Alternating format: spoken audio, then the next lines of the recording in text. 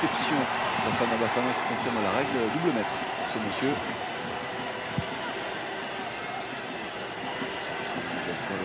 D'abord la surface de réparation avec Toke Laurenti, ça c'est magnifiquement joué et magnifiquement joué jusqu'au bout de la part des Bafana qui le plus logiquement face à l'Algérie, Tousso, pas là.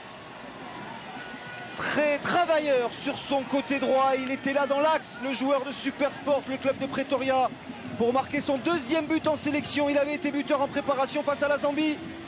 Ça fait 1-0 en faveur de l'Afrique du Sud. L'inquiétude, on l'avait vu tout à l'heure dans les yeux de Raïs Mboli, on l'a vu également dans ceux de Christian Gourcuff.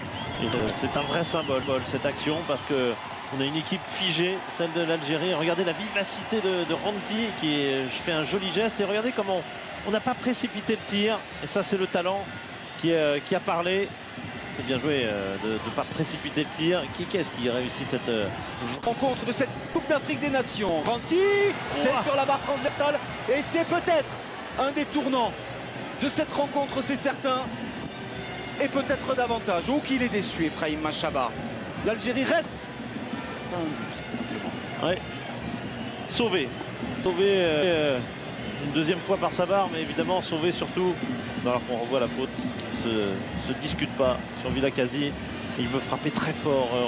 Elle était à nouveau la plus dangereuse, et puis ce centre de Brahimi qui est intéressant parce que c'est vrai qu'on joue les deux grands, Slimani et Belfodil sont en position, c'est du 2 contre 2, il faut qu'il intervienne Lachayo, et malheureusement il est ultra malheureux parce qu'il lobe complètement son gardien.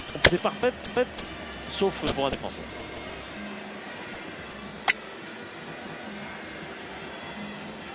Et ça change. Goulam. La surface de réparation, Goulam, oh, incroyable. Et en quelques minutes, a renversé totalement une situation très compliquée. Fawzi Goulam, il vient de remporter la Super Coupe d'Italie. C'est son premier but en sélection. Lui, le gaucher, à la frappe surpuissante. Il a trou élégant de Darren Kidd pour permettre à l'Algérie de mener 2-1. Ah, ça c'est du renversement, on l'a eu tout à l'heure avec Sénégal-Ghana, le Sénégal reprenant le dessus en deuxième période et s'imposant plutôt logiquement. Là, franchement, on ne s'y attendait pas. En quelques minutes, voir l'Algérie mener 2-1 alors qu'elle était plutôt en difficulté sur chaque contre sud-africain.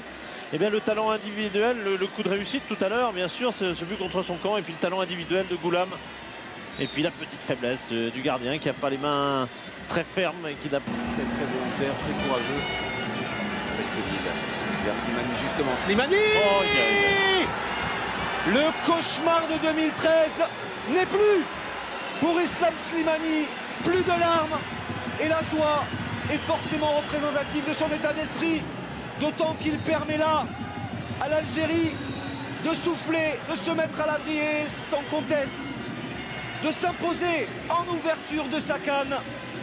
3-1, Islam Slimani, 15e but en sélection pour le 4e meilleur buteur du championnat portugais. 3-1. Ah, c'est à la fois fantastique pour l'Algérie, c'est fantastique pour Slimani, mais on est malheureux évidemment pour Kate qui est fautif sur ce but, sur ce 3e but. Il les a un peu lâchés, les Bafana ce soir. C'était une des faiblesses annoncées de l'équipe sud-africaine. Là, il est totalement coupable.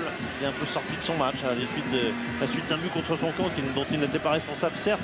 D'un deuxième but où il a peut-être dû se sentir responsable devant Goulam. Et sur celui-là, il l'est totalement. Évidemment, ça envoie une pensée encore plus grosse à l'ancien.